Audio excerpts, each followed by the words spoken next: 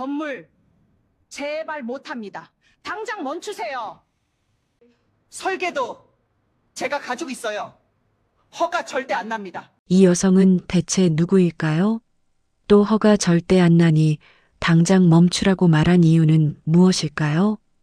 영상 시작하기에 앞서 구독과 좋아요 부탁드려요.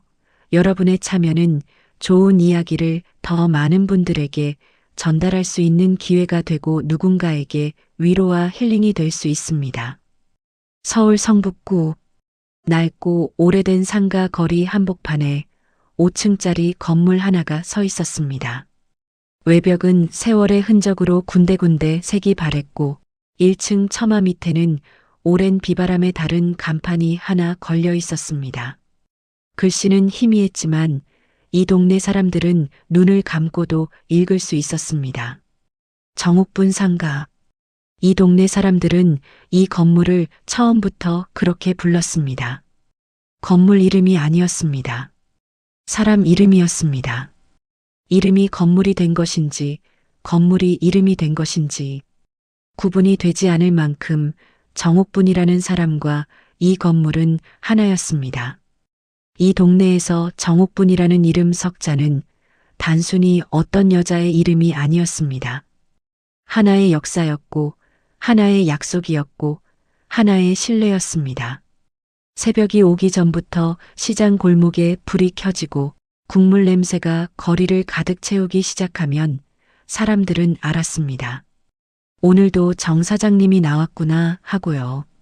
정옥분은 68살이었습니다. 키가 크지도 않고 말이 많지도 않았습니다.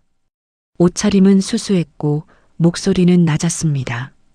하지만 이 거리에서 누구보다도 오래, 누구보다도 깊이 이 땅을 지켜온 사람이었습니다. 사람들이 정옥분 앞에서 함부로 말하지 못하는 것은 그가 건물주이기 때문이 아니었습니다. 그가 이 자리를 지켜온 세월 때문이었습니다. 그 세월이 만들어낸 신뢰 때문이었습니다. 정옥분이 이 자리에 처음 발을 디딘 건 32살 때였습니다. 남편 이강수와 단둘이 보증금 500만 원을 들고 이 골목 끝자락에 분식집 하나를 열었습니다. 간판도 없었습니다. 그냥 흰 종이에 매직으로 글씨를 써서 유리창에 붙였습니다. 순대 떡볶이 어묵. 메뉴는 달랑 3가지였습니다. 가게는 좁았고 주방은 한 사람이 서면 꽉 찰 만큼 작았습니다. 에어컨도 없었고 좌석은 플라스틱 의자 6개가 전부였습니다. 하지만 정옥분은 새벽 4시에 일어났습니다. 국물을 끓이고 재료를 다듬고 가게 문을 열고 손님을 맞이하고 밤 12시가 넘어서야 문을 닫았습니다. 하루도 빠짐없이 비 오는 날도 폭설이 내리는 날도 몸이 아픈 날도 그렇게 했습니다. 남편 이강수가 옆에서 함께 했습니다. 남편은 손재주가 좋았습니다. 가게 선반도 고치고 의자 다리도 고치고 배관이 막히면 직접 뚫었습니다. 셋째 날 거스름돈을 잘못 줘서 손님한테 혼난 날도 남편은 웃으면서 말했습니다. 옥분아, 이것도 다 지나간다. 그 말 하나가 정옥분을 버티게 했습니다. 어떤 날은 하루 매출이 5만 원도 되지 않았습니다. 어떤 날은 손님이 한 명도 오지 않았습니다. 비가 오면 전기가 나갔고 겨울이면 보일러가 고장났습니다. 그때마다 남편은 말했습니다. 괜찮아. 우리가 지금 이걸 겪고 있으면 나중엔 안 겪어도 된다. 정옥분은 그 말을 믿었습니다. 아니, 믿고 싶었습니다. 그리고 10년이 지났습니다. 분식집은 자리를 잡았습니다. 동네 아줌마들이 매일 왔고 학생들이 방과 후에 왔고 직장인들이 점심에 왔습니다. 단골이 늘었습니다. 정옥분은 돈이 생기면 무조건 저금했습니다. 밥을 굶어도 옷을 사지 않아도 여행 한 번 가지 않아도 괜찮았습니다. 여름에 에어컨 없이 선풍기 하나로 버텼습니다. 겨울에 내복 위에 내복을 입었습니다. 그렇게 또 10년이 지났습니다. 20년이 지났을 때 그 땅 위에 5층 건물이 올라갔습니다. 설계를 맡은 건 남편의 오랜 친구 윤태식이었습니다. 당시 잘 나가는 건축가였습니다. 그가 직접 설계를 도왔고 공사 감리도 받습니다. 건물이 완공되던 날 남편은 정옥분의 손을 잡고 말했습니다. 옥분아, 우리가 해냈다. 정옥분은 그날 처음 펑펑 울었습니다. 20년치 눈물이 한꺼번에 쏟아졌습니다. 기쁨의 눈물인지 고생의 눈물인지 자신도 알 수 없었습니다. 남편도 울었습니다. 두 사람은 건물 앞에 서서 한참을 울었습니다. 지나가는 사람들이 힐끗 바라봤지만 그 눈길이 신경 쓰이지 않았습니다. 이것은 두 사람만의 순간이었습니다. 세상 그 어떤 것과도 바꾸고 싶지 않은 순간이었습니다. 그러나 행복은 오래가지 않았습니다. 건물이 완공된 지 3년이 지났을 때 남편 이강수는 쓰러졌습니다. 병원에서는 췌장암이라고 했습니다. 사기였습니다. 정옥부는 무너지지 않았습니다. 아니, 무너질 시간이 없었습니다. 아들 준혁이 아직 고등학생이었고 건물 세입자들의 임대료, 수입은 계속 관리해야 했고 병원비는 눈덩이처럼 불어났습니다. 정옥부는 다시 새벽 4시에 일어났습니다. 병원을 다녀오고 가게 문을 열고 손님을 맞이하고 또 병원으로 달려갔습니다. 2년을 그렇게 살았습니다. 남편은 그 2년 동안 정옥분의 손을 놓지 않았습니다. 병실 침대 위에서도 항암 치료가 힘들어 잠을 이루지 못하는 밤에도 정옥분의 손을 꼭 쥐었습니다. 그리고 어느 봄날 아침 조용히 눈을 감았습니다. 창밖에 벚꽃이 피어 있던 날이었습니다. 그 뒤로 정옥부는 혼자였습니다. 하지만 혼자이면서도 혼자가 아니었습니다. 1층 국밥집 김대복이 있었고 2층 세탁소 황 사장이 있었고 3층 학원 원장이 있었습니다. 이 건물에서 20년 넘게 함께 살아온 사람들이 있었습니다. 정옥부는 그들을 세입자라고 부르지 않았습니다. 가족이라고 불렀습니다. 아침마다 1층을 지나면서 국밥집 대복 씨에게 인사를 건넸습니다. 비가 오는 날에는 세탁소 황 사장 걱정을 했습니다. 손님이 줄면 임대료를 미뤄도 된다고 먼저 말했습니다. 대복 씨, 오늘 국밥 장사는 어때요? 사장님 덕분에 잘 됩니다. 비 오면 손님 없어요. 요즘 많이 힘들죠? 임대료 이번 달은 늦게 내도 돼요. 사장님, 이웃끼리 그 정도는 해야지요. 이런 사람이었습니다. 정옥분은 그래서 이 동네에서 정옥분이라는 이름은 건물주가 아니라 어른이었습니다. 가장 신뢰받는 어른이었습니다. 이 거리에서 문제가 생기면 정옥분을 찾아왔습니다. 누구한테 억울한 일을 당해도 정옥분을 찾아왔습니다. 정옥분이 나서면 말이 됐습니다. 정옥분이 말하면 사람들이 들었습니다. 그것은 권력이 아니었습니다. 신뢰였습니다. 35년이 쌓아 올린 신뢰였습니다. 그리고 그 어른에게는 하나뿐인 아들이 있었습니다. 이준혁, 42살, 물류회사 팀장이었습니다. 어릴 때부터 공부보다는 사람을 좋아했고 순했습니다. 정옥부는 아들이 크게 출세하길 바라지 않았습니다. 그냥 건강하게, 착하게, 자기 밥벌이하며 사는 것이면 충분하다고 생각했습니다. 아들은 40이 넘어서도 어머니가 전화하면 빠짐없이 받았고 명절에는 꼭 왔습니다. 속을 잘 드러내지 않는 성격이었지만 어머니한테만큼은 어릴 때처럼 굴었습니다. 정옥부는 그것으로 충분했습니다. 며느리 송미라는 39살이었습니다.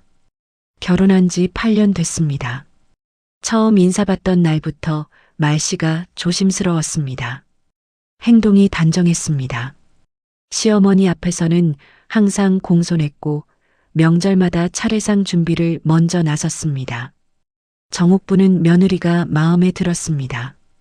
아들이 잘 골랐다고 생각했습니다. 부동산 투자 강의를 운영한다고 했는데 정옥부는 그게 뭔지 정확히 알지 못했지만 며느리가 열심히 일한다는 것만으로 대견했습니다. 미라는 요즘도 강의 다니니? 네, 어머니. 이번 달에 수강생이 많이 늘었어요. 잘 됐다. 열심히 하는 거 보기 좋아. 이런 대화가 정옥분에게 며느리에 대한 신뢰를 쌓아주었습니다. 그 신뢰는 8년에 걸쳐 조금씩 쌓인 것이었습니다. 그리고 그 신뢰는 한 번도 의심받지 않은 채로 그대로 무기가 됐습니다. 정옥분은 그것을 몰랐습니다. 아직은요. 그렇게 정옥분의 삶은 조용히 흘러가고 있었습니다. 아들이 있고 며느리가 있고 건물이 있고 동네 사람들이 있었습니다. 이것으로 충분하다고 생각했습니다. 다른 것이 필요하지 않다고 생각했습니다. 그런데 그 생각은 아들 준혁의 생일이었던 그날 조용히 끝이 나기 시작했습니다. 그날은 가을이 막 깊어지던 10월의 어느 저녁이었습니다. 정옥부는 아침부터 음식을 준비했습니다. 갈비찜, 잡채, 전, 미역국. 아들이 어릴 때부터 좋아하던 음식들이었습니다. 시장을 2번이나 다녀왔습니다. 갈비는 3번 끓여서 기름을 걷어냈습니다. 잡채 당면은 아들 입맛에 맞게 조금 달게 만들었습니다. 오후 내내 부엌에 서 있었습니다. 68배 몸이 말을 듣지 않아도 정옥부는 멈추지 않았습니다. 자식 밥 짓는 것이 힘들 리 없었습니다. 아들 부부가 저녁 6시에 왔습니다. 며느리 송미라는 케이크를 들고 왔고 환하게 웃었습니다. 어머니, 케이크 사왔어요. 어머니가 좋아하시는 딸기 케이크요. 어이구, 잘했다. 들어와요. 준혁이 들어서면서 주방을 들여다봤습니다. 어머니, 이렇게까지 안 하셔도 되는데. 무슨 소리야? 내 생일인데. 저녁 식사는 따뜻했습니다. 오랜만에 3사람이 함께 밥상에 앉아 밥을 먹었습니다. 정옥부는 아들을 바라보며 흐뭇했습니다. 저 녀석도 이제 40이 넘었구나. 어느새 이렇게 됐나? 코 올리게 아이가 이렇게 됐나? 남편이 옆에 있었으면 얼마나 좋았을까? 그 생각이 스쳐 지나갔지만 정옥부는 표정을 바꾸지 않았습니다. 오늘은 기쁜 날이었습니다. 식사가 거의 끝나갈 무렵이었습니다. 정옥부는 수저를 내려놓고 조용히 입을 열었습니다. 준혁아. 네, 어머니. 아들이 물잔을 내려놓으며 어머니를 봤습니다. 정옥부는 잠시 말을 고르다가 천천히 말했습니다. 이 건물 너한테 물려줘야겠다. 순간 식탁이 조용해졌습니다. 젓가락 소리가 멈췄습니다. 아들 준혁이 눈을 크게 떴습니다. 어머니, 갑자기 왜요? 정옥분이 웃었습니다.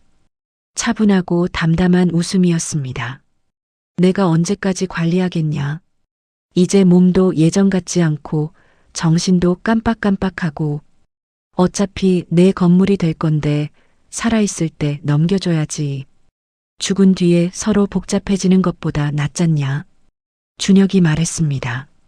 어머니, 아직 정정하신데 무슨 그런 말씀을. 정옥분이 아들의 말을 손으로 막았습니다. 그리고 며느리를 바라봤습니다. 미라야. 네, 어머니. 며느리 송미라가 조용히 앉아 정옥분을 바라봤습니다. 너도 고생 많다. 명절마다 오고 어미 챙기고 준혁이가 너 만난 게 복이야. 그 순간이었습니다. 며느리 송미라의 눈에서 눈물이 흘렀습니다. 순식간의 일이었습니다. 눈물이 너무 자연스럽게 흘렀습니다. 어머니, 저희가 뭘 했다고 저희가 부족한 게 많은데. 목소리가 떨렸습니다. 정옥부는 그 모습이 너무 기특했습니다. 역시 내 며느리야. 착하다. 가족인데 뭘. 당연한 거지. 그날 밤 정옥부는 행복했습니다. 아들에게 건물을 물려주는 것이 평생 고생한 자신이 할 수 있는 마지막 선물이라고 생각했습니다. 30년을 일했고 20년을 혼자 지켰고 이제 자식에게 넘겨주는 것이 옳다고 믿었습니다. 그리고 사흘 뒤 법무사 사무실에서 서류가 처리됐습니다. 건물 명의 이준혁. 도장이 찍히는 소리가 사무실 안에 울렸습니다. 정옥부는 가슴 한켠이 허전했지만 그 허전함을 애써 무시했습니다. 자식한테 주는 건데 뭐가 아깝냐? 뭐가 허전하냐? 그렇게 생각했습니다. 법무사 사무실을 나서는 며느리 송미라의 얼굴은 정옥분이 보지 못한 방향으로 돌아가 있었습니다. 그 얼굴에는 눈물이 없었습니다. 미소가 있었습니다. 아주 차갑고 아주 또렷한 미소가. 서류가 완료된 날 밤 정옥부는 오랜 친구를 만나 저녁을 먹었습니다. 건물 넘겨줬다고 하니 친구가 걱정했습니다. 옥분아, 그게 잘하는 건지 모르겠다. 요즘 세상이 어떤 세상인데. 무슨 소리야? 내 아들인데. 아들이 아니라 며느리가 문제지. 그 며느리가 요즘 이것저것 돌아다닌다는 말 들었어. 우리 미라는 그런 애 아니야. 내가 8년을 봤는데. 옥분아, 8년 동안 잘 보여줬을 수도 있잖아. 그런 소리 하지 마라. 정옥부는 딱 잘라 말했습니다. 친구는 더 말하지 않았습니다. 정옥부는 웃으며 집으로 돌아왔습니다. 밤 10시였습니다. 아파트 복도 현관 앞에 섰습니다. 정옥부는 평소처럼 손을 들어 비밀번호를 눌렀습니다. 35년 동안 한 번도 바꾸지 않은 번호였습니다. 결혼기념일 날짜였습니다. 삐. 문이 열리지 않았습니다. 정옥부는 고개를 갸웃했습니다. 손이 미끄러졌나? 다시 천천히 눌렀습니다. 똑같이 정확하게 눌렀습니다. 삐. 열리지 않았습니다. 정옥부는 손을 멈추고 문을 바라봤습니다. 그때 인터폰 화면이 켜졌습니다. 화면 속에 얼굴이 나타났습니다. 며느리 송미라였습니다. 정옥부는 반가운 마음으로 웃었습니다. 미라야. 비밀번호 바꿨니? 내가 잘못 눌렀나 봐. 며느리는 잠시 침묵했습니다.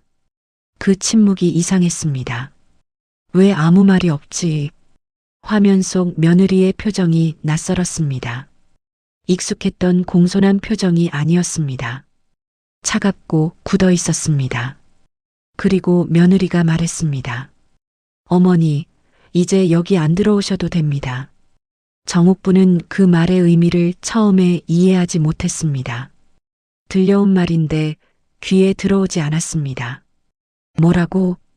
다시 한번 물었습니다. 분명히 들었는데 이해가 되지 않았습니다. 이게 무슨 말인가? 내가 잘못 들은 건가? 그때 화면 뒤에서 아들 준혁이 나타났습니다. 아들의 눈은 어머니를 보지 못했습니다. 시선이 바닥을 향해 있었습니다. 어머니 건물은 이제 제 겁니다. 정옥분의 손에 들고 있던 가방이 바닥에 떨어졌습니다. 그 소리가 복도에 크게 울렸습니다. 준혁아. 목소리가 나오지 않았습니다. 아들이 다시 말했습니다. 어머니, 이제 저희가 관리할게요. 인터폰 화면이 꺼졌습니다. 정옥부는 현관 앞에 서 있었습니다. 아무것도 할 수 없었습니다. 문은 열리지 않았습니다.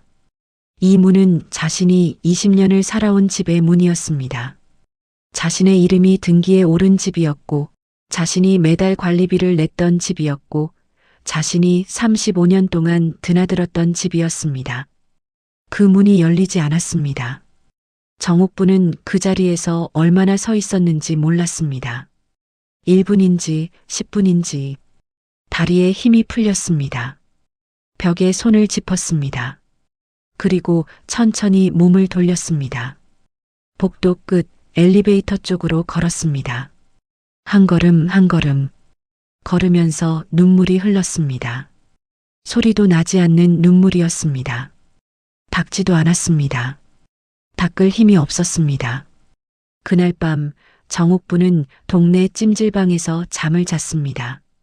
프런트에서 1,000원짜리 수건을 빌렸습니다.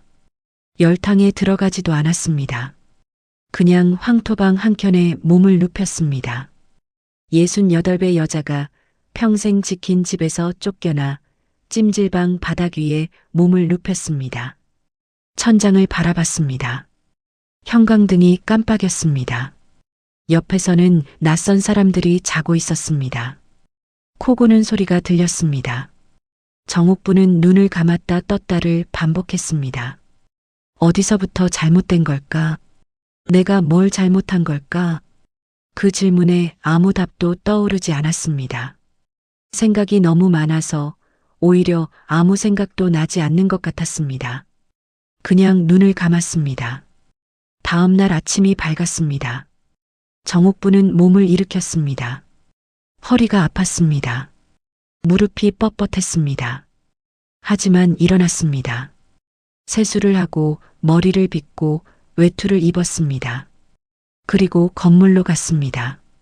적어도 건물은 있다. 적어도 거기엔 아는 사람들이 있다. 그렇게 생각하며 골목으로 들어섰습니다. 그때였습니다.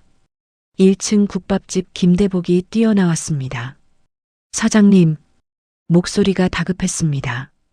얼굴에 당혹스러움이 역력했습니다. 왜요, 대복 씨? 무슨 일이에요? 저희 다 나가래요. 정옥분이 멈췄습니다. 뭐라고요? 어젯밤에 전화 왔어요. 새 주인이 바뀌었으니까 계약 갱신 없고 다음 달까지 가게 비우라고요. 저뿐만 아니라 다른 세입자들도 다 그래요. 2층도 3층도 4층도. 정옥분의 눈이 흔들렸습니다. 이 사람들을 내쫓다니. 30년을 함께 산 사람들을. 대복 씨는 여기서 국밥집을 30년 했습니다. 황 사장은 28년째 세탁소를 했습니다. 이 사람들의 삶이 이 건물에 있었습니다. 말이 나오지 않았습니다. 그때 뒤에서 목소리가 들렸습니다. 설마 건물 넘기신 겁니까? 정옥분이 천천히 돌아봤습니다. 백발의 노인이 서 있었습니다. 마른 체격이었지만 눈빛이 또렷했습니다. 오래 산 사람만이 가질 수 있는 모든 것을 꿰뚫어보는 눈빛이었습니다. 윤태식이었습니다. 이 건물을 35년 전에 직접 설계했던 건축가, 남편의 가장 오래된 친구, 태식 씨. 정옥분이 힘없이 말했습니다. 이제 내 건물 아니에요. 윤태식은 아무 말도 하지 않았습니다. 한참을 침묵했습니다. 가을바람이 건물 사이로 지나갔습니다.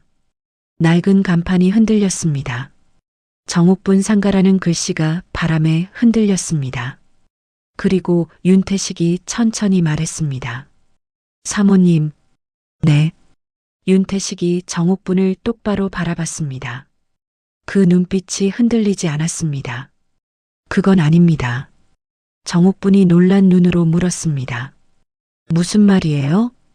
윤태식은 대답하는 대신 천천히 주머니에 손을 넣었습니다. 꺼낸 것은 낡은 종이였습니다. 오래전 세월의 흔적이 묻은 누렇게 바랜 설계도였습니다. 종이 끝이 닳아 있었지만 선들은 여전히 선명했습니다. 이 건물은. 윤태식이 설계도를 바라보며 말했습니다. 사모님 남편이 그렇게 쉽게 빼앗길 건물을 만들지 않았습니다. 정옥분의 눈이 크게 열렸습니다. 그게 무슨 말이에요? 윤태식이 조용히 말했습니다. 이 건물에는 며느리가 모르는 구조가 있습니다. 바람이 다시 불었습니다. 정옥분의 심장이 오랫동안 멈춰 있다가 다시 뛰기 시작하는 것 같았습니다. 그때 멀리서 전화 소리가 울렸습니다. 건물 3층 창문 너머로 보이는 실루엣. 송미라였습니다.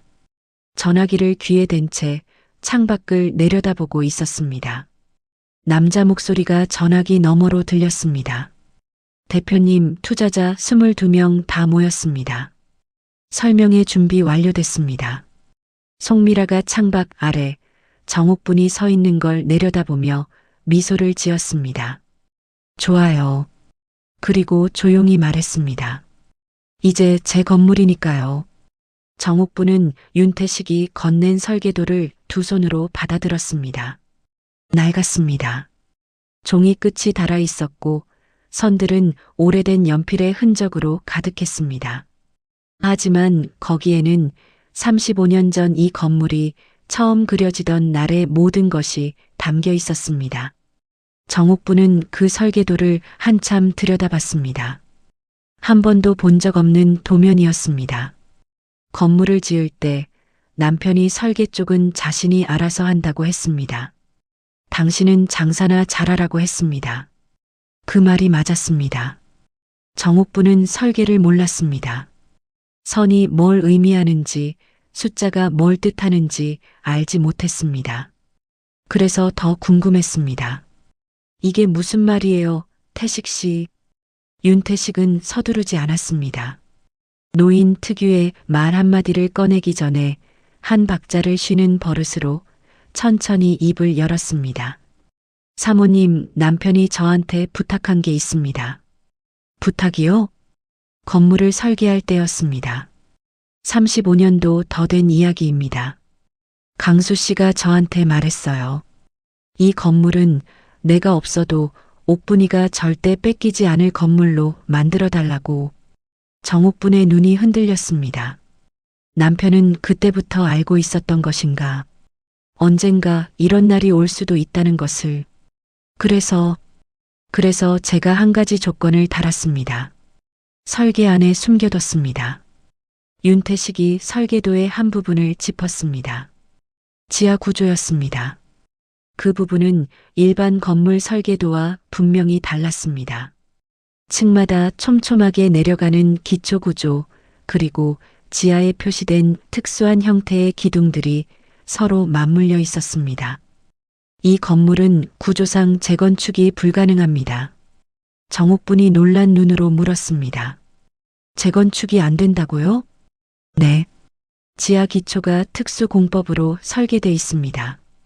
이 구조로는 구청에서 재건축 허가를 내줄 수가 없어요. 건물을 허물려면 지하까지 완전히 파내야 하는데 주변 건물 안전에 영향을 주게 되거든요. 법적으로 불가능합니다. 그게 강수 씨가 부탁한 건가요? 네. 이 건물을 재개발하거나 철거해서 다른 건물을 올리는 것 불가능하게 만들어 달라고 했습니다. 정옥분은 잠시 아무 말도 하지 못했습니다. 그러다가 물었습니다. 그럼 미라는 왜 세입자들을 다 내보내는 거예요? 윤태식이 눈을 가늘게 좁혔습니다. 재개발 목적입니다. 재개발? 건물 허물고 그 자리에 새 건물 올리는 거죠. 아마 오피스텔이나 상업용 건물일 겁니다. 그게 지금 서울에서 가장 돈이 되니까요. 하지만 이 건물은 그게 안 됩니다. 그걸 미라가 몰랐을까요? 윤태식이 고개를 저었습니다. 건축 전문가가 아니면 보기 힘듭니다. 겉에서는 그냥 낡은 건물로 보이거든요. 투자자들도 마찬가지입니다. 정옥분의 머릿속에서 무언가가 빠르게 돌아갔습니다. 그렇다면 며느리 송미라는 재개발이 된다는 전제 아래 투자자들을 모은 것이었습니다.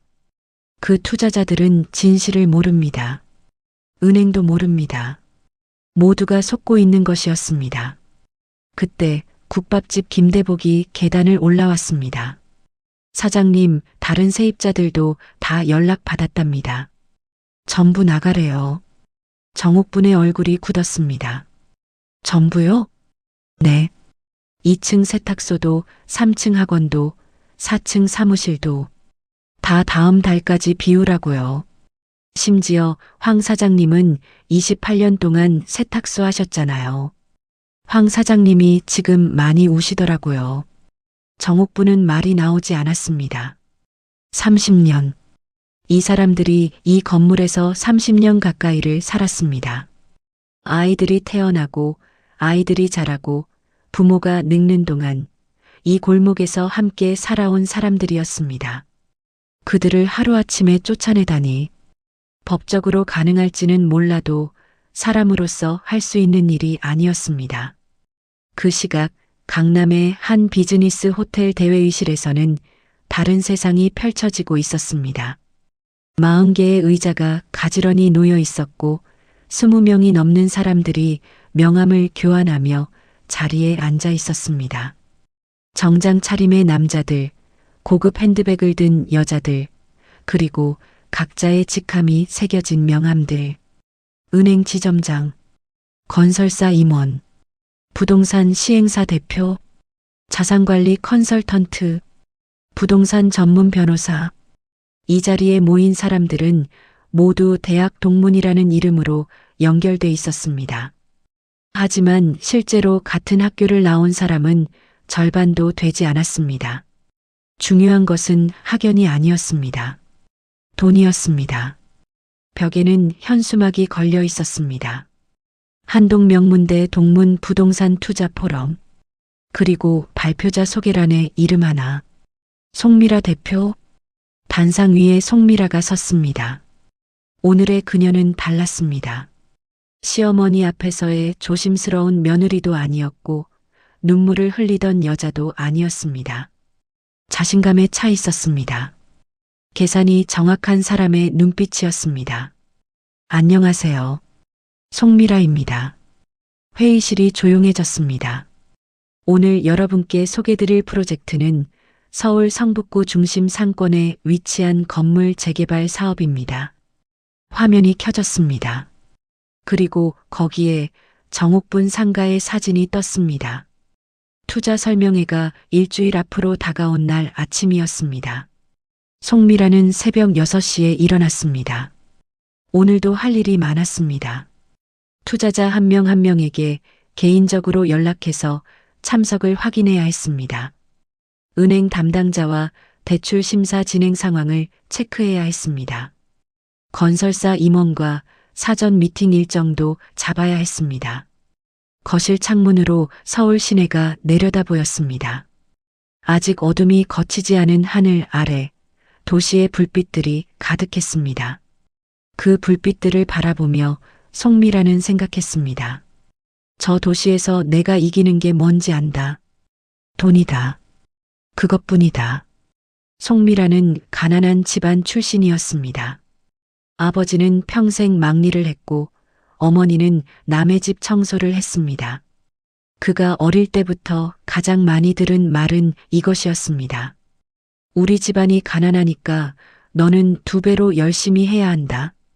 그 말은 채찍이 됐고 상처가 됐고 동시에 동력이 됐습니다. 초등학교 때부터 반에서 1등을 했습니다. 고등학교 때는 새벽 2시까지 공부했습니다. 대학교 때는 야간 아르바이트를 하면서 학교를 다녔습니다. 식당 서빙, 편의점 알바, 과외 할 수 있는 건 다 했습니다. 그러면서 한 가지를 배웠습니다. 아무리 열심히 해도 돈이 없으면 무시당한다는 것을, 아무리 능력이 있어도 배경이 없으면 한계가 있다는 것을. 그 깨달음이 송미라를 바꿨습니다. 열심히 사는 것만으로는 부족하다. 영리하게 살아야 한다. 결혼을 하면서도 머릿속에 한 가지 생각이 사라지지 않았습니다.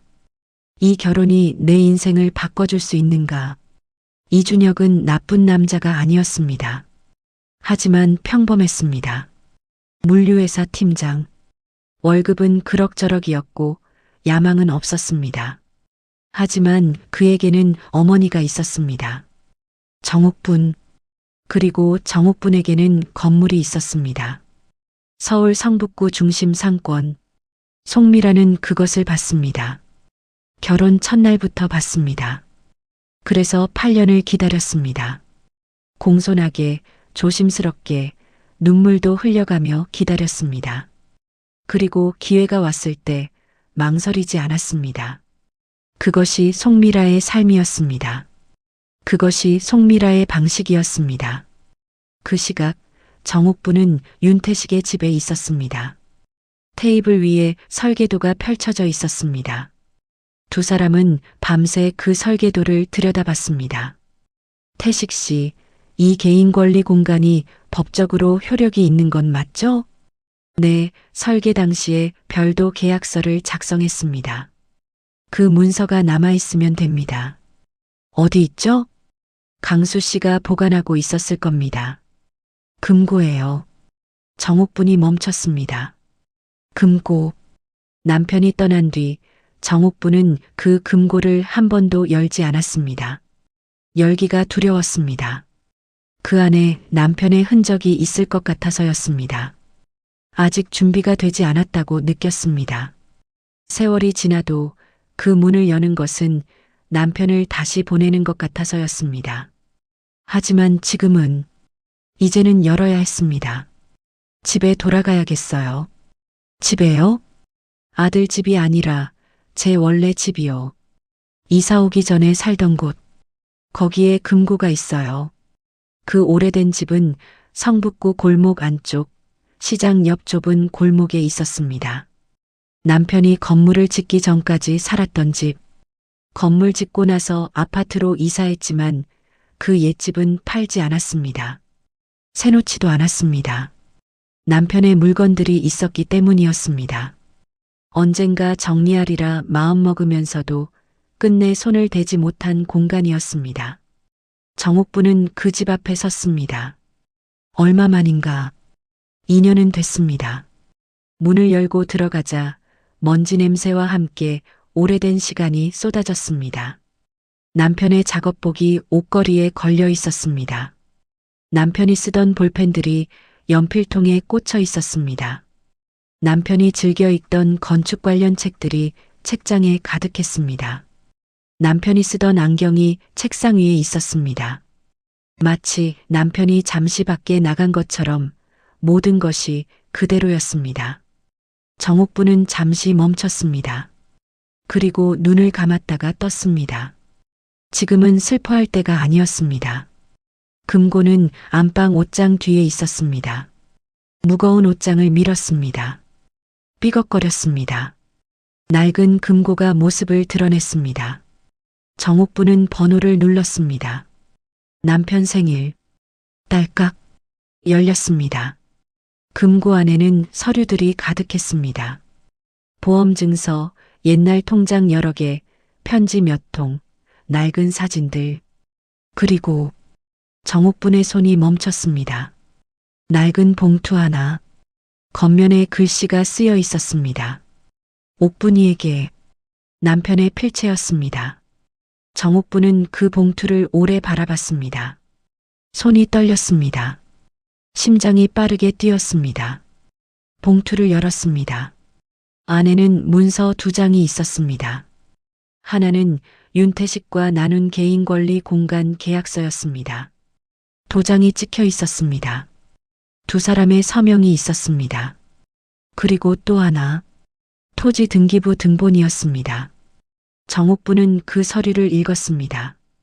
건물 뒤편 토지, 면적 200평, 소유자, 이강수, 날짜, 1994년 3월, 30년도 더 된 서류였습니다.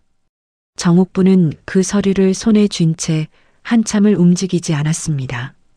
남편이 30년 전에 이 땅을 사뒀다는 걸 자신은 몰랐습니다. 말한 적도 없었습니다. 단 한 번도.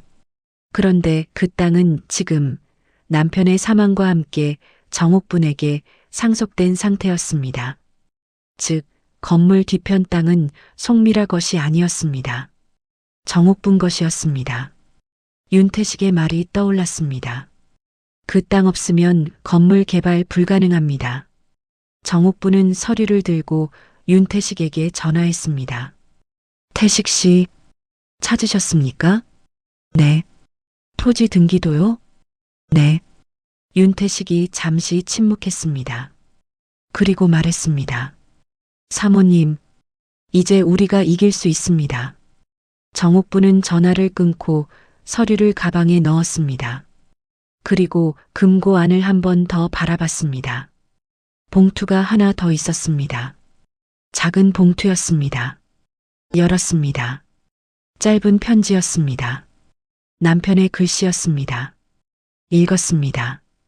옥분아, 이 땅은 내가 너 몰래 샀다.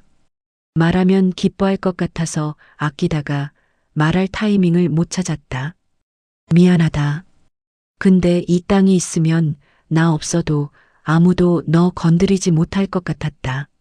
나중에 혹시 무슨 일이 생기면 태식이한테 가봐라. 그 친구가 알고 있다.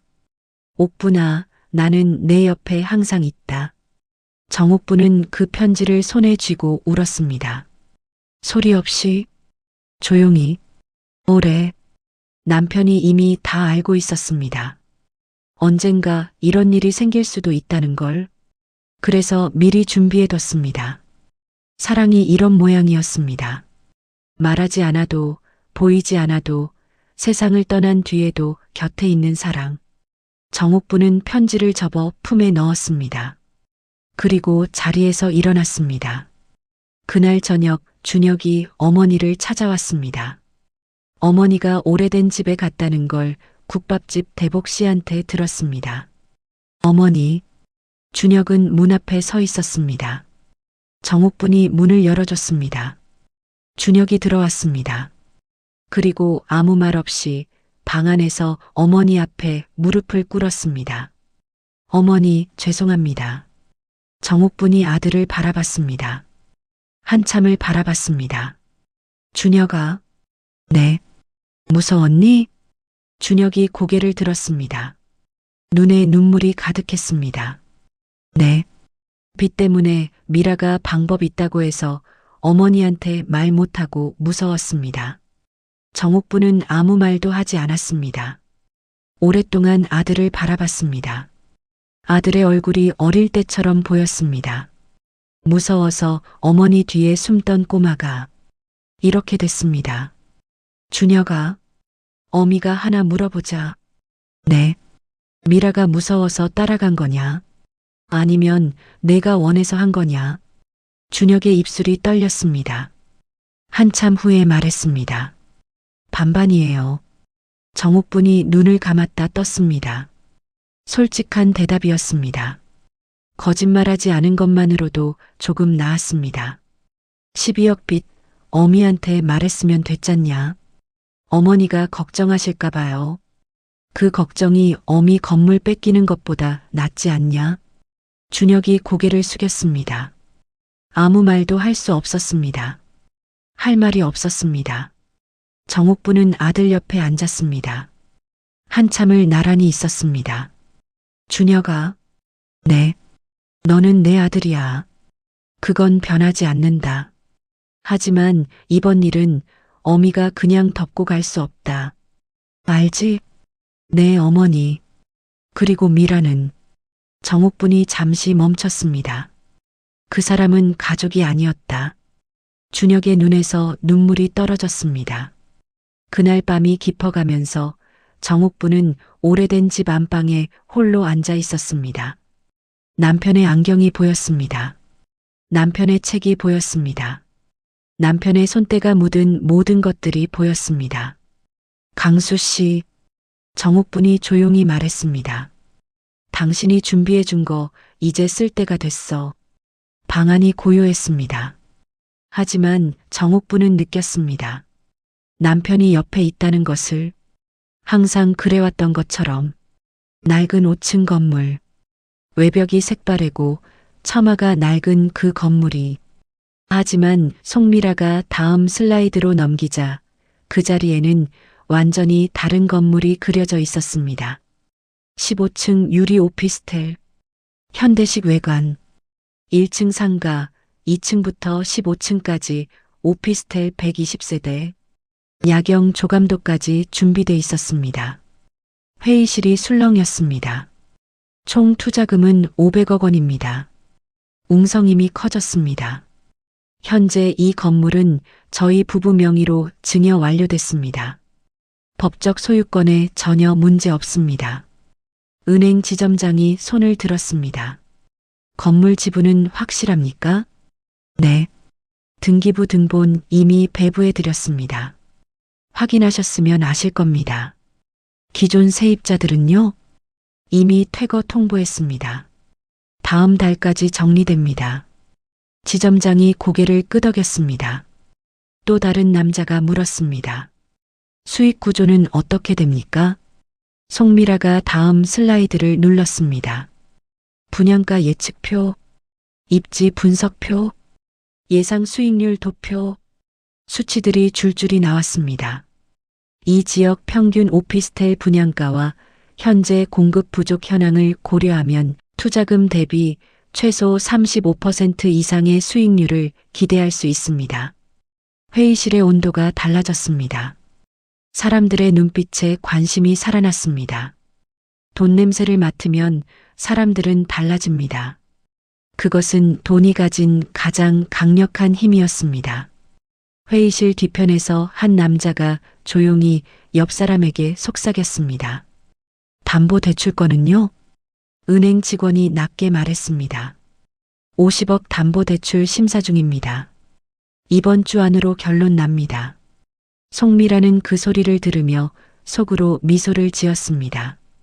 모든 게 계획대로였습니다.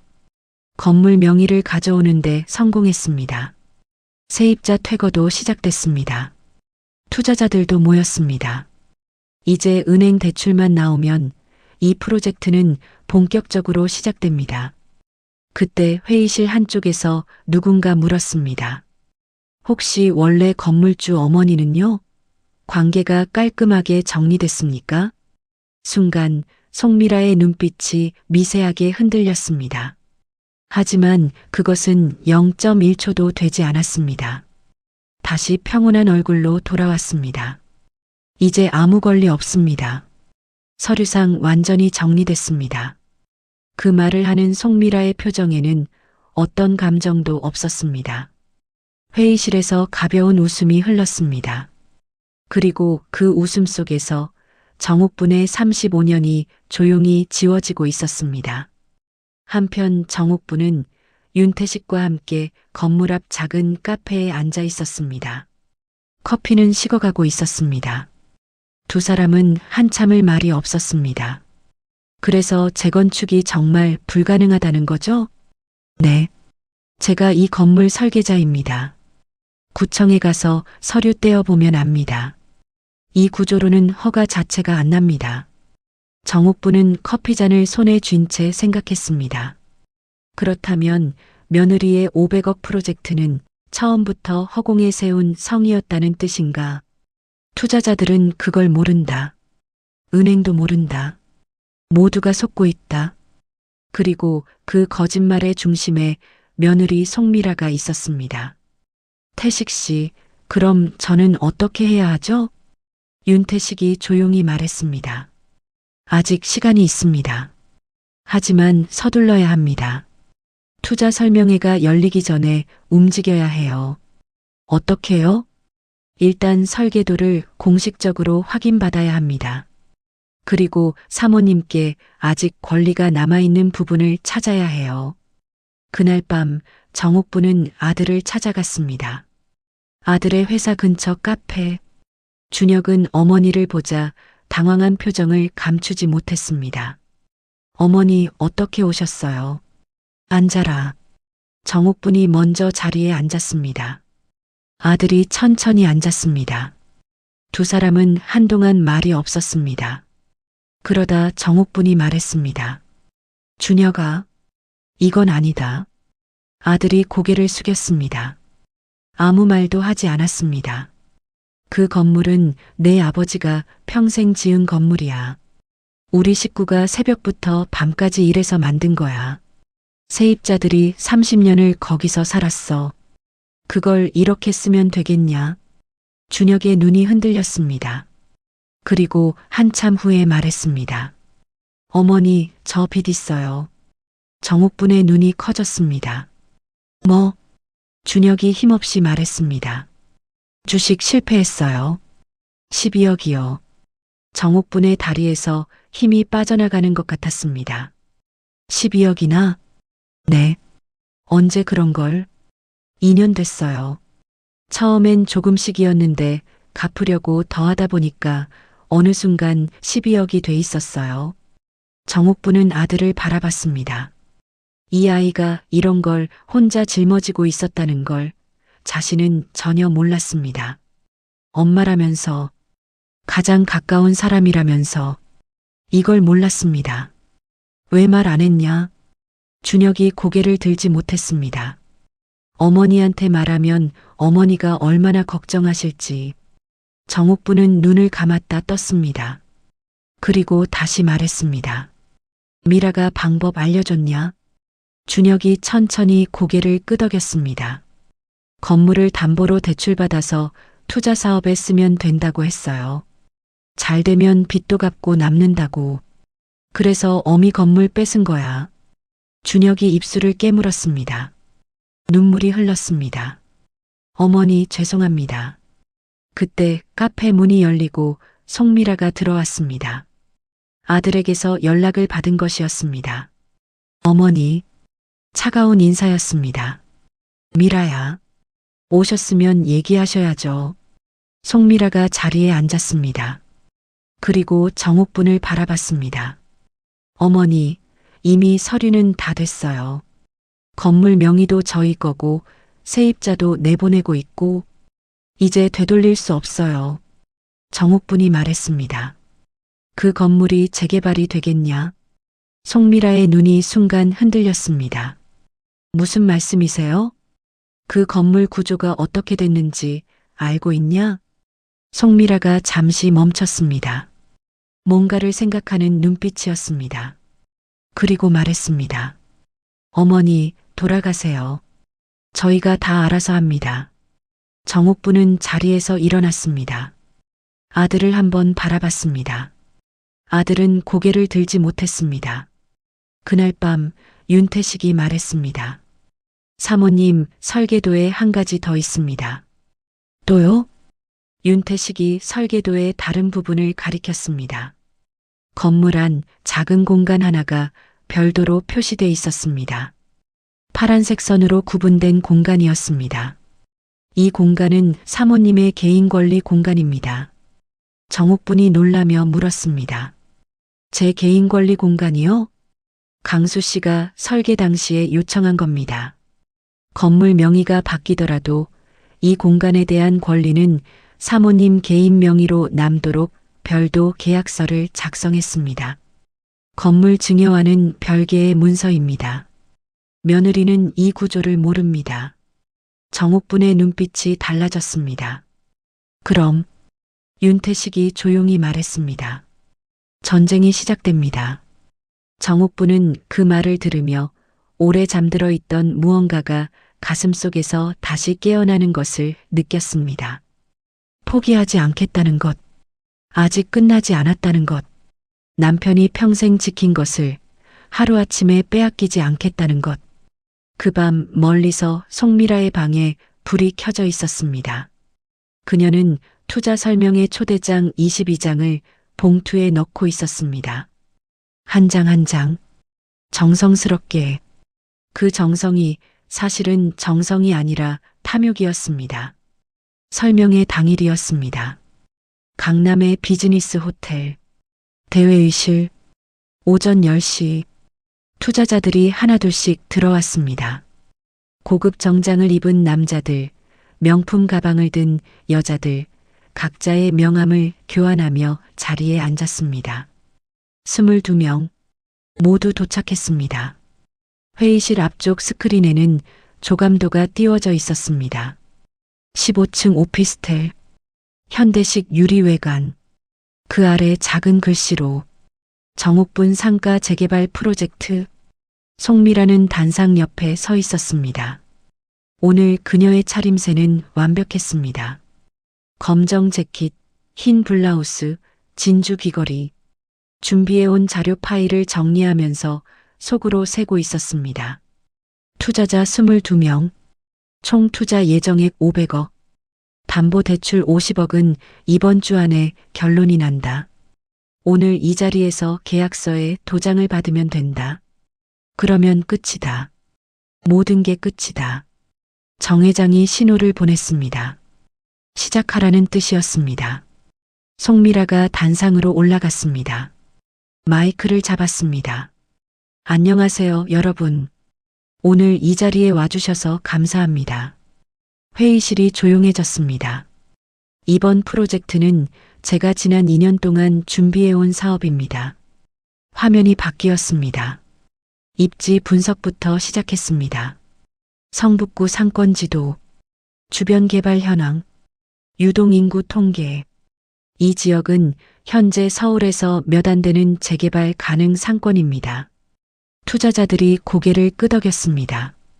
현재 해당 건물은 저희 부부 명의로 완전히 이전됐습니다. 법적 하자 없습니다. 다음 슬라이드. 수익률 분석표.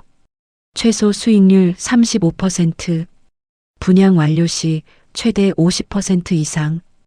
회의실 안에서 소곤거리는 소리가 들렸습니다. 좋은 반응이었습니다. 송미라의 입끝이 올라갔습니다. 이제 계약서 서명만 남았습니다. 바로 그 순간이었습니다. 회의실 뒤쪽 문이 열렸습니다. 사람들이 돌아봤습니다. 한 여자가 들어오고 있었습니다. 60이 넘은 나이. 수수한 외투. 머리는 단정하게 뒤로 묶었습니다.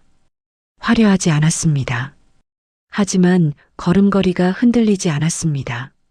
정옥분이었습니다. 그 뒤로 백발의 노인이 따라 들어왔습니다. 한 손에 낡은 서류 봉투를 들고 있었습니다. 윤태식이었습니다. 회의실이 조용해졌습니다. 모두의 시선이 그 두 사람에게 향했습니다. 송미라의 얼굴이 굳었습니다. 손에 들고 있던 레이저 포인터를 꽉 쥐었습니다. 어머니? 정옥부는 대답하지 않았습니다. 천천히 회의실 안으로 걸어 들어왔습니다. 투자자들 사이를 지나서 앞으로 나왔습니다. 윤태식이 그 옆에 섰습니다. 회의실이 완전히 조용했습니다. 윤태식이 입을 열었습니다. 저는 이 건물을 설계한 건축가 윤태식입니다. 사람들이 서로 눈빛을 교환했습니다. 35년 전에 이 건물을 설계했습니다. 그래서 이 건물 구조를 누구보다 잘 압니다. 은행 지점장이 자세를 바꿨습니다. 이 건물은 구조상 재건축이 불가능합니다. 회의실이 술렁였습니다. 뭐라고요? 지하 기초 구조가 특수공법으로 설계돼 있습니다. 이 구조로는 건물을 철거하고 새 건물을 올리는 재건축 허가가 나오지 않습니다. 법적으로 불가능합니다. 윤태식이 서류 봉투를 열고 설계도를 꺼냈습니다. 그리고 회의실 앞쪽 테이블 위에 펼쳤습니다. 보시면 압니다. 지하 기초 부분을 보십시오. 투자자 몇 명이 일어나서 설계도 앞으로 다가갔습니다. 한 남자가 꼼꼼하게 들여다봤습니다. 건설사 임원이었습니다. 그가 설계도를 보는 눈빛이 달라졌습니다. 이게 사실이라면 그가 고개를 들었습니다. 재건축 허가 자체가 안 나옵니다. 회의실이 술렁이기 시작했습니다. 그럼 투자금은 어떻게 됩니까? 은행 지점장이 자리에서 일어났습니다. 목소리가 날카로워졌습니다. 투자금 회수가 불가능하다는 뜻 아닙니까? 송미라는 단상 위에서 내려오지 않았습니다. 얼굴이 창백해졌지만 무너지지 않으려 했습니다. 진정하십시오. 이 부분은 저도 확인이 필요합니다. 설계도 한 장으로 결론을 내기는. 그때 정옥분이 말했습니다. 미라야. 회의실 안이 다시 조용해졌습니다. 정옥분의 목소리는 낮았습니다. 하지만 단단했습니다. 35년 동안 이 거리를 지켜온 사람의 목소리였습니다. 이 건물 설계자가 직접 나왔다. 이게 틀렸다고 생각하면 내가 다른 전문가를 데려와라. 송미라가 입을 열지 못했습니다. 투자자들이 웅성거렸습니다. 은행 지점장이 전화기를 꺼냈습니다. 잠깐 나가도 되겠습니까? 그가 회의실을 나갔습니다. 몇 분 뒤 돌아온 그의 표정은 달라져 있었습니다. 방금 구청 건축가에 확인했습니다. 이 주소 건물, 재건축 허가 불가 구조물로 등록돼 있습니다. 회의실이 혼란에 빠졌습니다. 의자 끌리는 소리, 사람들이 일어서는 소리, 목소리가 높아지는 소리. 이건 사기입니다. 계약서 쓰기 전에 다행입니다. 어떻게 이런 물건을 들고 나올 수 있습니까? 송미라의 얼굴이 하얗게 질렸습니다. 다리가 떨렸습니다. 하지만 그녀는 쉽게 포기하는 사람이 아니었습니다. 단상에서 내려오며 말했습니다. 여러분, 진정하세요. 재건축이 안 되더라도 건물은 여전히 저희 명의입니다. 다른 방식으로 수익을 낼 수 있습니다. 그때 정옥분이 말했습니다. 그건 아니다. 모두의 시선이 정옥분에게 향했습니다. 정옥분이 가방에서 서류를 꺼냈습니다. 낡은 서류였습니다. 하지만 거기에 찍힌 도장은 선명했습니다. 이게 뭡니까? 은행 지점장이 물었습니다. 정옥분이 말했습니다. 건물 뒤 땅 등기입니다. 잠시 침묵이 흘렀습니다. 이 땅은 제 남편이 30년 전에 사뒀습니다. 그리고 남편이 세상 떠난 뒤 제 명의로 상속됐습니다. 저 땅이 없으면 이 건물 개발 자체가 불가능합니다. 건설사 임원이 서류를 받아들었습니다. 꼼꼼하게 읽었습니다. 그리고 고개를 들었습니다. 이게 사실이라면 건물 명의가 누구한테 있든 개발은 불가능합니다. 반드시 이 토지 소유자의 동의가 필요합니다. 회의실 안에서 긴 침묵이 흘렀습니다. 그리고 한 사람이 일어났습니다. 저는 빠지겠습니다. 그 한마디가 신호였습니다. 2명이 일어났습니다. 5명이 일어났습니다. 투자자들이 하나둘씩 나가기 시작했습니다. 명함을 집어가는 사람도 있었고 아예 두고 가는 사람도 있었습니다. 은행 지점장이 마지막으로 말했습니다. 대출 심사 중단합니다. 그리고 나갔습니다. 회의실에 남은 것은 송미라와 정옥분, 그리고 윤태식 분이었습니다. 정적이 흘렀습니다. 송미라는 테이블 위 서류들을 바라봤습니다. 500억 프로젝트, 2년 동안 준비한 계획, 8년 동안 기다린 기회, 모든 것이 1시간 만에 무너졌습니다. 그녀의 손이 떨렸습니다. 하지만 그녀는 고개를 들었습니다. 그리고 정옥분을 바라봤습니다. 어머니, 목소리는 여전히 차가우려 했습니다. 그래도 건물 명의는 저희 겁니다. 정옥분이 말했습니다. 그건 두고 보자. 그날 밤 정옥분은 윤태식과 함께 법률사무소에 있었습니다. 오래된 법무사 사무소였습니다. 변호사는 정옥분이 가져온 서류들을 하나하나 살폈습니다. 건물 뒤 토지 등기부 등본, 윤태식과 남편이 나눈 개인권리 공간 계약서, 설계도. 변호사가 안경을 고쳤으며 말했습니다. 이 서류들이 전부 유효하다면 증여 취소 소송이 가능합니다. 정옥분이 말했습니다. 가능하다고요? 네. 증여 계약은 수증자가 증여자에게 사기적 행위를 했을 경우 취소 가능합니다. 이 경우 며느리가 건물 구조와 토지 상황을 숨기고 증여를 유도했다면 사기적 증여로 볼 여지가 있습니다. 윤태식이 말했습니다. 거기에 더해서 투자자들에 대한 투자 사기 혐의도 있습니다. 변호사가 고개를 끄덕였습니다. 재건축 불가능한 건물을 재개발 가능한 것처럼 속여 투자금을 유치하려 했다면 그것은 형사사건입니다. 정옥분은 한참을 생각했습니다. 아들도 공범이 되는 건가? 변호사가 말했습니다. 아드님은 명의만 빌려준 거라면 다를 수 있습니다. 하지만 이 모든 것의 중심은 며느리입니다. 정옥분은 서류를 손에 쥔 채 말했습니다. 소송 진행해 주세요. 그날부터 정옥분의 반격이 시작됐습니다. 변호사는 법원에 증여 취소 소송을 제기했습니다. 동시에 투자 설명회에 참석했던 투자자들 중 일부가 송미라를 고소했습니다. 투자 사기 혐의였습니다. 소식은 빠르게 퍼졌습니다. 송미라의 부동산 투자 강의 수강생들 사이에서 소문이 났습니다. 대학 동문 투자 모임이 조용히 해체됐습니다. 송미라의 전화기에 문자가 쏟아졌습니다. 대부분은 차갑거나 분노에 찬 내용이었습니다. 송미라는 그 전화기를 꺼버렸습니다. 그리고 아들 준혁에게 말했습니다. 이거 어떻게 할 거예요? 준혁은 대답하지 않았습니다. 그는 아무것도 할 수 없었습니다. 이미 너무 멀리 와 있었습니다. 한편 국밥집 김대복은 세입자들을 모았습니다. 우리가 나가면 안 된다. 황 사장이 말했습니다. 퇴거 통보 받았는데 어떡해요? 대복이 말했습니다. 사장님이 싸우고 계십니다. 우리가 버텨야 합니다. 세입자들은 결정했습니다. 퇴거하지 않겠다고. 정옥분 사장님이 돌아올 때까지 이 자리를 지키겠다고. 법원에서 증여 취소 소송 심리가 시작됐습니다. 정옥분 쪽의 변호사가 서류를 제출했습니다. 남편의 편지, 토지 등기부 등본, 개인권리 공간 계약서, 그리고 윤태식의 증언.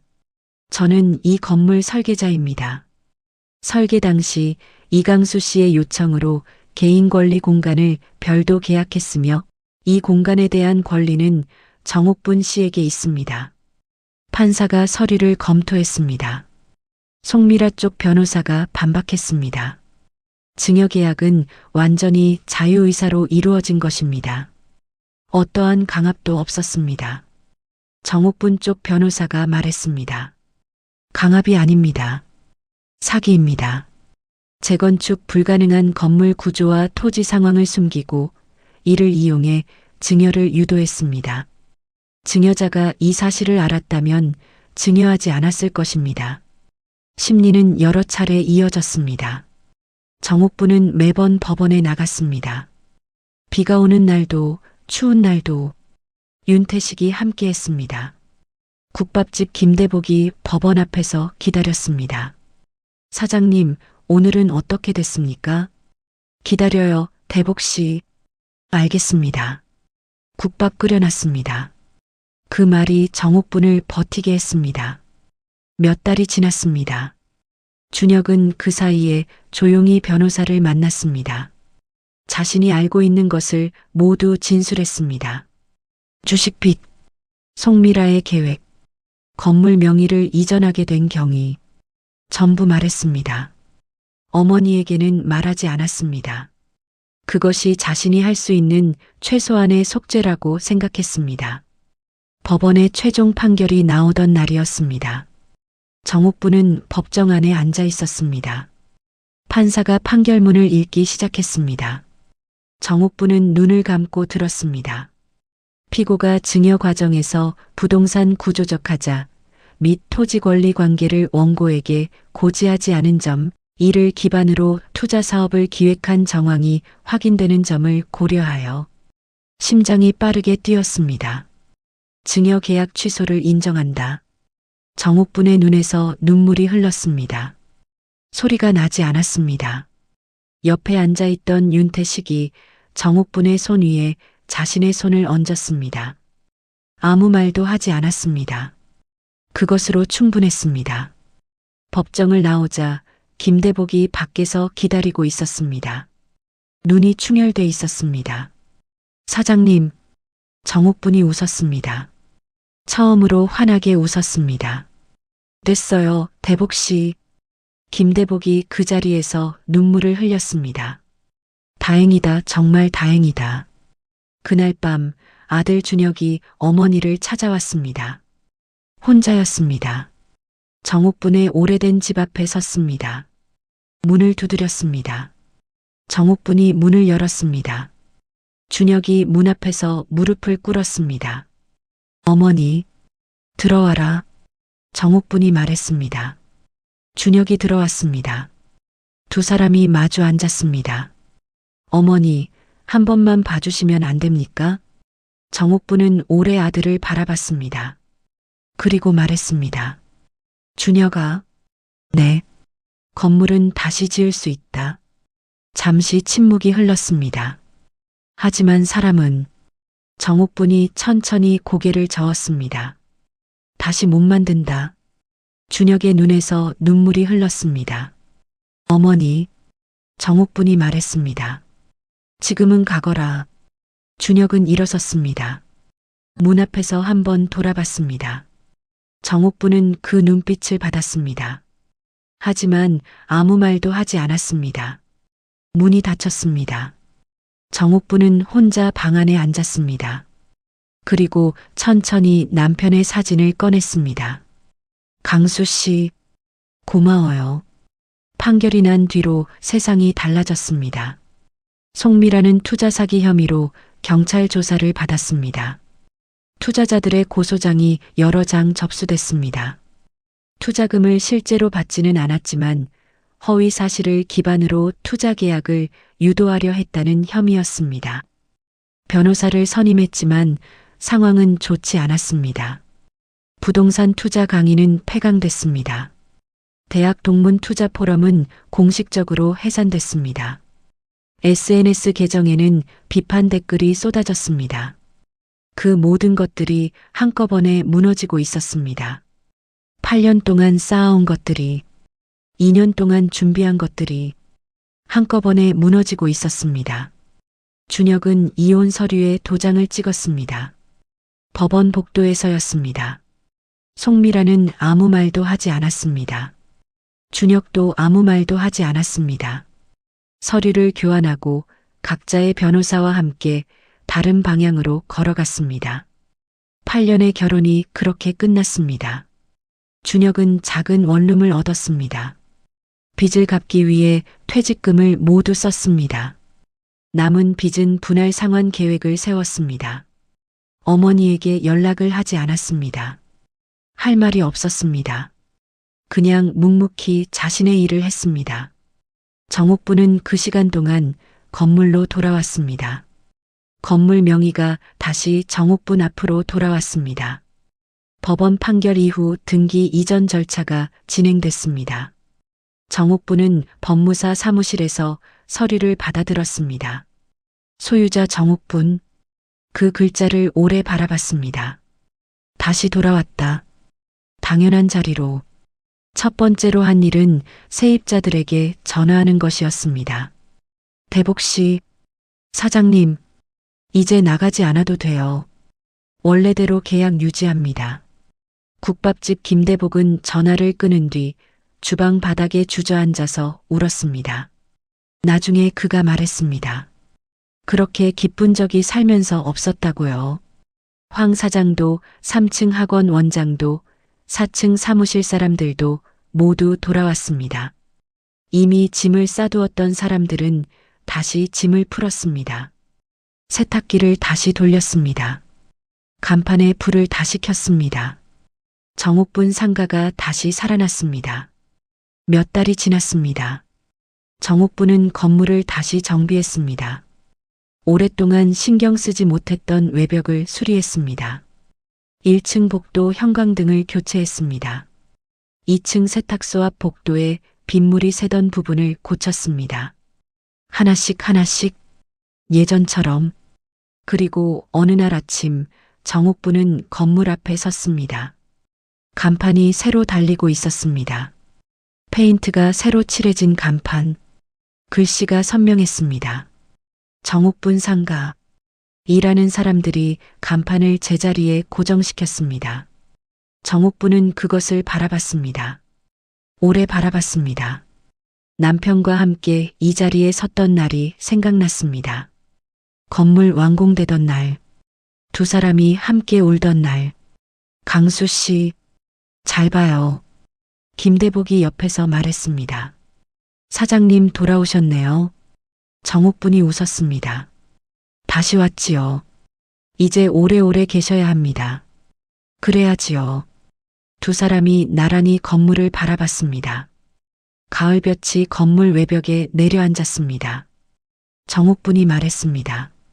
대복 씨, 네. 임대료 올리지 맙시다.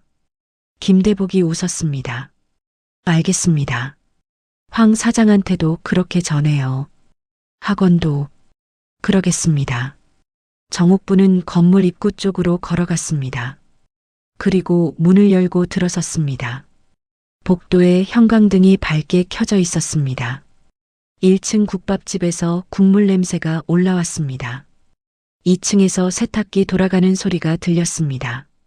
3층에서 아이들 목소리가 들렸습니다. 이 소리들이, 이 냄새들이, 이 건물이 살아 있었습니다. 정옥부는 계단을 올랐습니다. 한층, 5층까지 올라갔습니다. 옥상 문을 열었습니다. 서울 시내가 내려다 보였습니다. 하늘이 맑았습니다. 바람이 불었습니다. 정옥부는 난간에 기대어 도시를 바라봤습니다. 저 멀리 이 도시 어딘가에 아들이 살고 있었습니다. 아들 생각이 났습니다. 미운 마음도 있었습니다. 하지만 그리운 마음도 있었습니다. 아직은 부를 수 없었습니다. 아직은 아니었습니다. 하지만 언젠가는, 시간이 흐르면 그 생각이 있었습니다. 준혁도 그것을 알고 있었습니다. 그래서 기다리고 있었습니다. 멀리서 조용히 어머니의 속도에 맞춰. 그날 저녁 윤태식이 건물 앞에 왔습니다. 잘 됐습니다, 사모님. 태식 씨 덕분이에요. 강수 씨 덕분입니다. 그 친구가 다 준비해 놓은 겁니다. 정옥분이 말했습니다. 알아요. 윤태식이 웃었습니다. 강수 씨 좋아하겠네요. 지금 정옥분도 웃었습니다. 그러게요. 두 사람은 건물 앞에서 한참을 있었습니다. 말이 필요 없었습니다. 해가 기울었습니다. 건물 외벽에 노을이 물들었습니다. 정옥분 상가라는 글씨 위로 주황빛 빛이 가득 내려앉았습니다. 정옥분이 마지막으로 말했습니다. 돈보다 의리가 오래 간다. 그리고 조용히 건물 안으로 걸어 들어갔습니다. 문이 닫혔습니다. 건물은 그 자리에 있었습니다. 오늘도 내일도 정옥분 상가로 세월이 흘렀습니다. 서울 성북구 오래된 상가거리. 그 골목은 여전히 그 자리에 있었습니다. 도시가 바뀌는 동안에도, 새 건물들이 들어서는 동안에도 이 골목만큼은 변하지 않았습니다. 아침이 오면 가장 먼저 불이 켜지는 것은 1층 국밥집이었습니다. 새벽 5시, 김대복은 그 시간에 이미 주방에 서 있었습니다. 큰 솥에 국물을 올리고 재료를 다듬고 밥솥에 쌀을 안쳤습니다. 30년을 그렇게 했습니다. 그리고 앞으로도 그렇게 할 것이었습니다. 국물이 끓기 시작하면 그 냄새는 건물 복도를 타고 위층까지 올라갔습니다. 그 냄새가 이 건물의 아침 인사였습니다. 정옥부는 매일 아침 8시에 건물 앞에 나타났습니다. 68비였지만 걸음걸이는 흔들리지 않았습니다. 외투 단추를 잠그고 건물 앞 인도를 한번 쓸었습니다. 빗자루질을 하면서 지나가는 사람들에게 고개를 끄덕였습니다. 오래된 습관이었습니다. 남편이 살아있을 때부터 해온 습관이었습니다. 1층 문이 열렸습니다. 김대복이 고개를 내밀었습니다. 사장님, 오늘 날씨 많이 춥습니다. 알아요. 일찍 나왔어요. 국밥 한 그릇 드시고 들어오세요. 이따가요. 정옥부는 빗자루를 세워두고 건물을 올려다봤습니다. 외벽은 여전히 낡았습니다. 고치면 또 낡아갔습니다. 그래도 괜찮았습니다. 이 낡음이 이 건물의 세월이었습니다. 이 건물이 살아온 흔적이었습니다. 간판은 선명했습니다. 정옥분 상가. 바람이 불어도 흔들리지 않았습니다. 정옥부는 그 간판을 바라봤습니다. 매일 아침 바라봤습니다. 볼 때마다 같은 생각이 들었습니다. 여기 있다. 아직 여기 있다. 건물 안에서 사람들의 소리가 들렸습니다. 세탁소 기계 돌아가는 소리, 학원에서 아이들 떠드는 소리, 사무실에서 전화 받는 소리, 이 소리들이 이 건물의 숨소리였습니다. 살아있다는 증거였습니다. 그리고 그 숨소리를 지키는 것이 정옥분이 매일 아침 이 건물 앞에 나오는 이유였습니다. 거창한 이유가 아니었습니다. 그냥 지키는 것이었습니다. 원래 자리를 지키는 것이었습니다. 그것으로 충분했습니다. 오후가 되면 정옥부는 1층 국밥집에 들어갔습니다. 구석자리에 앉아서 국밥 한 그릇을 먹었습니다. 김대복이 직접 가져다 줬습니다. 오늘은 고기 많이 넣었습니다. 또 그러면 어떡해요? 다른 손님들은요? 사장님은 특별히지요. 정옥분이 웃었습니다. 국밥 한 숟갈. 뜨거웠습니다. 속이 따뜻해졌습니다. 이 국밥 맛이 30년째 같았습니다. 변하지 않았습니다. 세상이 아무리 바뀌어도 이 국밥만큼은 그대로였습니다. 그것이 정옥분에게는 안심이었습니다. 저녁이 되면 건물에 하나씩 불이 켜졌습니다. 1층 국밥집, 2층 세탁소, 3층 학원, 4층 사무실, 5층 창고, 아래서부터 위로 하나씩 하나씩 정옥부는 건물 맞은편 길가에 서서 그것을 바라봤습니다. 불이 하나 켜질 때마다 가슴이 따뜻해졌습니다. 이 불빛들이 이 사람들의 오늘이었습니다. 저녁 밥 짓고 가게 정리하고 아이들 가르치고 서류를 정리하는 사람들의 시간이었습니다. 그 시간들이 이 건물 안에 있었습니다. 정옥분이 지켜온 건물 안에 밤이 깊어지면 정옥분은 집으로 돌아갔습니다. 이제는 아파트가 아니었습니다. 남편과 처음 살았던 그 오래된 집이었습니다. 시장 옆 좁은 골목 안쪽, 거기서 살았습니다. 혼자였지만 외롭지 않았습니다. 남편의 물건들이 있었기 때문이었습니다. 안경이 책상 위에 있었습니다. 책들이 책장에 있었습니다. 낡은 작업복이 옷걸이에 걸려 있었습니다. 그것들이 곁에 있는 것 같았습니다. 남편이 정옥부는 잠자리에 들기 전에 항상 같은 것을 했습니다. 남편 사진 앞에 앉아서 오늘 하루를 얘기했습니다. 오늘도 별일 없었어요. 대복 씨가 고기 많이 넣어줬어요. 건물은 잘 있어요. 걱정 마요. 그리고 마지막에 항상 말했습니다. 고마워요. 당신이 준비해준 덕분에 잘 지내고 있어요. 방안이 조용했습니다. 하지만 정옥부는 느꼈습니다. 그 조용함 안에 대답이 있다는 것을. 괜찮다고, 잘하고 있다고. 그 대답이 그것으로 충분했습니다. 아들 준혁은 멀지 않은 곳에서 살고 있었습니다. 가끔 골목 입구 쪽에 서 있는 것을 정옥부는 알았습니다. 들어오지 않았습니다. 그냥 거기 서서 건물을 바라보다가 갔습니다. 정옥분도 못 본 척했습니다. 아직은 그 시간이 필요했습니다. 두 사람 모두에게. 하지만 언젠가는, 그 언젠가가 올 것이라는 것을 정옥부는 알고 있었습니다. 서두를 필요가 없었습니다. 시간이 알아서 할 것이었습니다. 어느 날 저녁이었습니다. 윤태식이 건물 앞에 왔습니다. 두 노인이 건물 앞 벤치에 나란히 앉았습니다. 아무 말도 하지 않았습니다. 그냥 앉아 있었습니다. 한참이 지난 뒤에 윤태식이 말했습니다. 강수 씨가 이 건물 지을 때 저한테 했던 말이 있습니다. 정옥분이 말했습니다. 뭐라고요? 이 건물은 옥분이가 마지막까지 서 있을 건물이라고 했습니다. 내가 없어도 옥분이가 여기 서 있을 거라고. 정옥분이 건물을 바라봤습니다. 정옥분 상가. 그 글씨를 바라봤습니다. 맞네요. 두 사람은 다시 말이 없어졌습니다. 바람이 불었습니다. 건물이 그 자리에 있었습니다. 정옥분이 조용히 말했습니다. 돈보다 의리가 오래가요.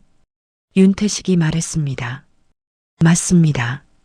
사람보다 오래가는 건 없어요. 맞습니다. 정옥분이 자리에서 일어났습니다. 건물을 한번 바라봤습니다. 그리고 걸어갔습니다. 골목 안쪽으로, 집으로. 건물은 그 자리에 있었습니다. 오늘도, 내일도. 정옥분 상가로. 정옥분 사장님 이야기 어떠셨나요? 새벽 4시에 일어나 국물을 끓이던 여자. 남편과 함께 20년을 버텨 건물을 세운 여자. 그리고 하루아침에 그 집 문 앞에서 쫓겨난 여자. 정옥부는 무너질 수 있었습니다. 찜질방 바닥에 누운 그날 밤 모든 것을 포기할 수 있었습니다. 하지만 그러지 않았습니다. 평생 지켜온 것을 쉽게 내어주지 않았습니다. 이 이야기에서 가장 무서운 것은 며느리 송미라가 아니었습니다. 가장 무서운 것은 믿었던 사람에게 배신당하는 것이었습니다. 그것이 칼보다 깊이 사람을 베는 법이니까요. 그런데 이 이야기에서 가장 따뜻한 것도 있었습니다. 떠난 남편이 살아생전에 아내를 위해 조용히 준비해 둔 것들. 30년 전에 사둔 땅 한 평. 낡은 금고 안에 남긴 편지 한 장. 말하지 않아도, 보이지 않아도, 세상을 떠난 뒤에도 곁에 있는 그 마음. 그것이 정옥분을 다시 일으켜 세운 힘이었습니다. 살다 보면 누구에게나 비밀번호가 바뀌는 날이 옵니다. 믿었던 사람이 등을 돌리는 날이 옵니다. 평생 지켜온 것이 한순간에 흔들리는 날이 옵니다. 그런 날이 오더라도 정옥분처럼 쓰러지지 않으셨으면 합니다. 왜냐하면 세상에는 여전히 김대복 같은 사람이 있으니까요. 윤태식 같은 사람이 있으니까요. 그리고 무엇보다 여러분 곁에도 말하지 않아도 알고 있는 사람이 반드시 있을 테니까요. 돈보다 의리가 오래갑니다. 건물보다 사람이 오래갑니다. 그리고 진심은 반드시 제자리로 돌아옵니다. 오늘 이 이야기가 여러분 마음에 작은 위로가 됐으면 좋겠습니다. 영상이 도움이 되셨다면 좋아요와 구독 부탁드립니다. 다음 이야기도 여러분 곁에서 함께 하겠습니다. 감사합니다.